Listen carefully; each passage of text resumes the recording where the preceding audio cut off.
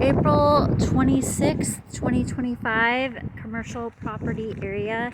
Going to do a brief overview of what I'm doing, what I'm implementing here. This is a recent construction, so a lot of this was bare dirt 2 months ago, 3 months ago, and now things are starting to come in. I've also done some planting, some seeding, some transplants, and some new plants. What we have over here is Bermuda grass on the left, and then we have an area of grasses and natives that are coming in to the right of the bright green area. And that is more diverse. I have a mixture of evergreen bushes and trees. I've seeded some blue grama grass, a native grass, and I've also transplanted some little blue stem, which is these right here. I put in pollinators like Greg's mistflower, Gara. There's a lot of natural wildflowers coming in. I believe Missouri primrose.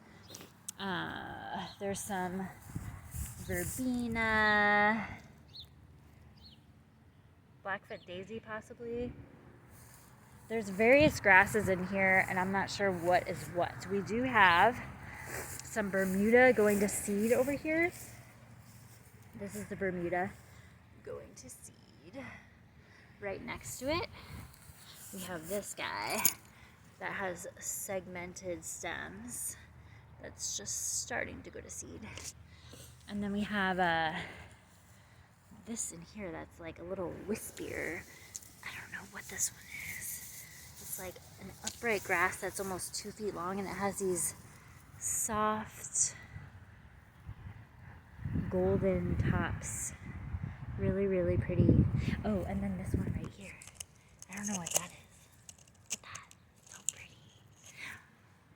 So there is a lot of diversity going on in here, and with the grasses and the flowers. I'm just going to walk around and show you some of the stuff that is coming up, and you'll see some of the things that I've planted. I've mulched around a little bit, and then others are just natural.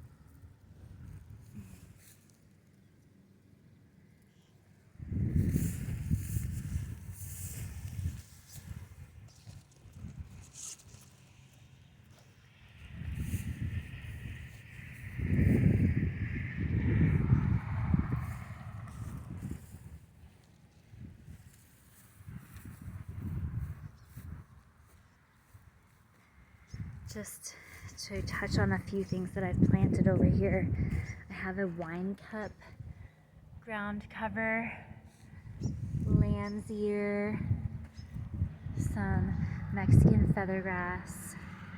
Mullein is just coming in naturally, sporadically everywhere. Purple heart, Russian sage. Here's some coneflower, more Russian sage. That's a Gumfrina. Here's where the gutter downspout is, where the water comes down. I've planted some water-loving plants. These are island sea oats, irises,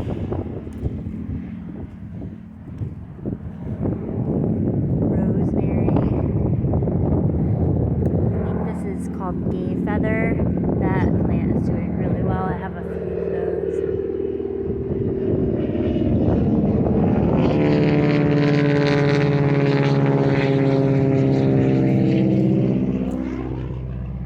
Artemisia.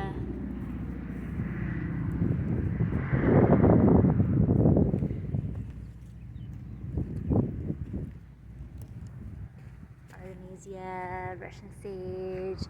Here's some Gara. This one's graceful white Gara.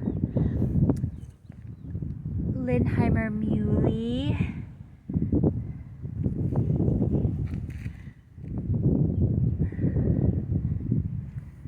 Lady slipper.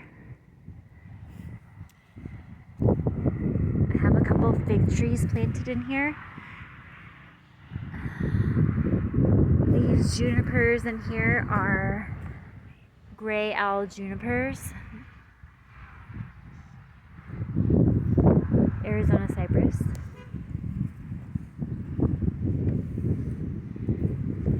Okay, so my goal is I have flagged off an area for no mowing. You can see on the left is the bright green, that's the Bermuda area, but this area straight ahead that's less neon green has not been taken over by Bermuda, so a lot of native grasses and flowers are starting to come in. So here I have a bunch of pinwheels with little purple flowers. That's and then there's this grass that has these boot-like structures at the end. I'm not sure what that is. There's a little bit of thistle mixed in. And in this field that I've marked off, I've planted along this tree line. There's 3 existing hackberries, and I put in 3 redbud trees as understory trees. And we're sitting high. There's a slope right here, and this ridge line is at the top of the slope. So this is a high and dry area with sandy soil. What's growing under these hackberries already is a bunch of mullein.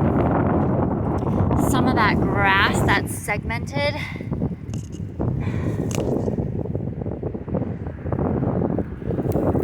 Here's more mullein. I planted a few things in here. Here's a verbena. Put in some globe mallow, but some of that is, there are also globe mallows that are coming up naturally as volunteers.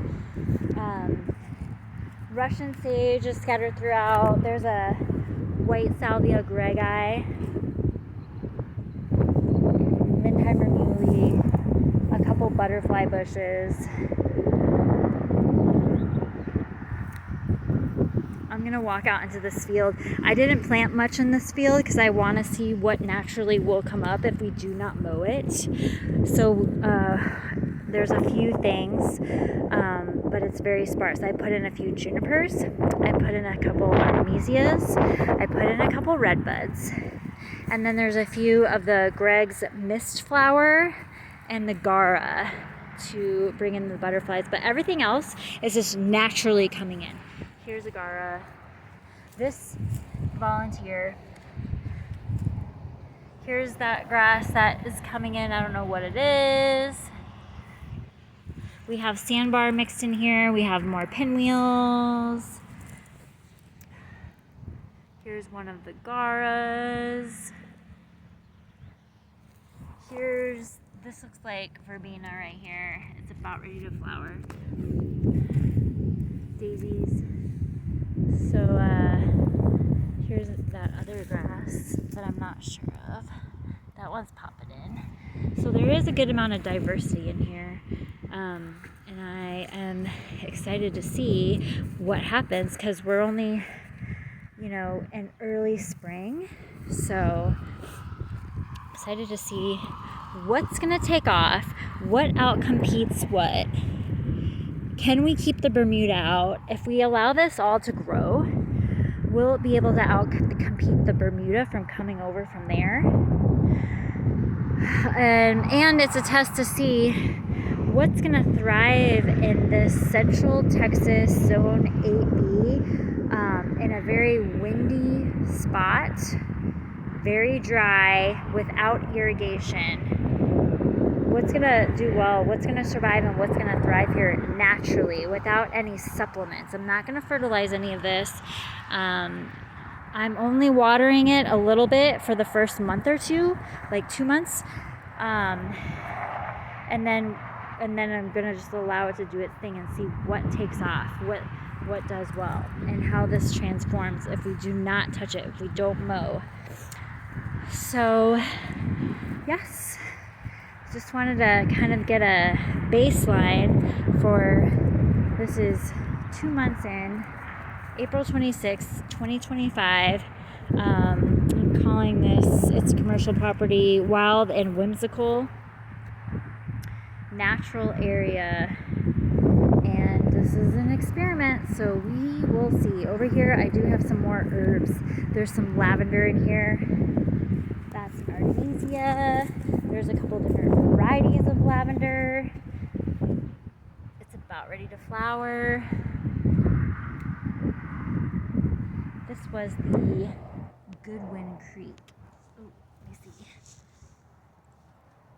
Goodwin Creek. And then I also have French lavender, Spanish lavender. There's a couple different, here's some amaranth seed that's taking off nicely. I just gathered up some rocks and made some borders to hold the water in place. Catmint, little blue stem. This one I can't figure out yet. It's the one with the segments and the hairs at the segments. Four-nerve daisy.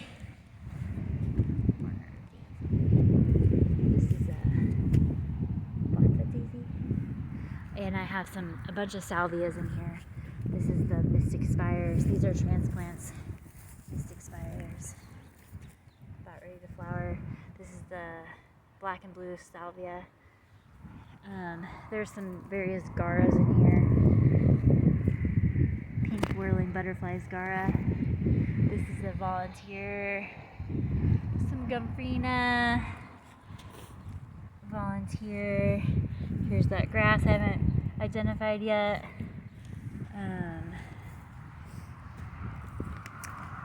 Lots of mullein under the hackberries. These volunteers. Pinwheels. Another gara. Some little baby artemisias. I have a couple more junipers, and then here's one of our redbuds. I wanted to point out on the redbuds how I did this, because we're high up on the hill here and all the water flows down.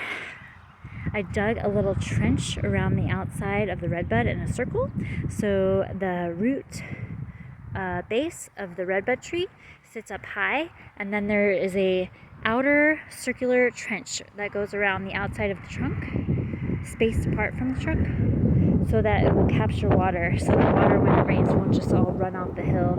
It'll stay, and some of it will stay in the trench and allow it to infiltrate into the ground and get to the roots instead of just running off. So that's one technique I'm trying for some of the trees at least. Look at the leaves, so pretty. I'm gonna zoom out just to kind of give an overview. So here's looking down the hill at the front entrance. Here we have our tree line with the hackberries and the newly planted redbuds and junipers. And then we have seedlings and our field of no-mow. And that's it. Thank you for watching.